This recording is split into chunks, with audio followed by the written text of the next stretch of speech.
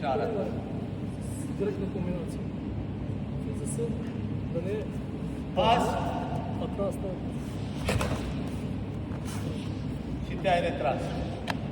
Picioarele îndoite, Всичко е в ръка. exploziv. За да може по-бързо да изстрелите тялото, трябва да притиснете земята и да ползваме втория закон на практика, който си всяко действие има работа на една и обратно посока като действие. Малко и научите това нещо.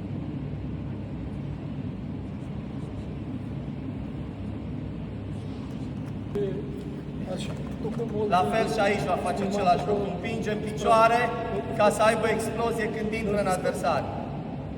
Așa, център тежестта, натиск върху земята и оттам влизам. Скрачвам. Te duci, vedeți ce face.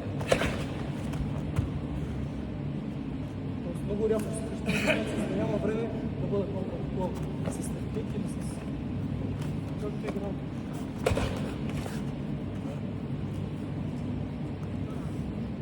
Dacă primul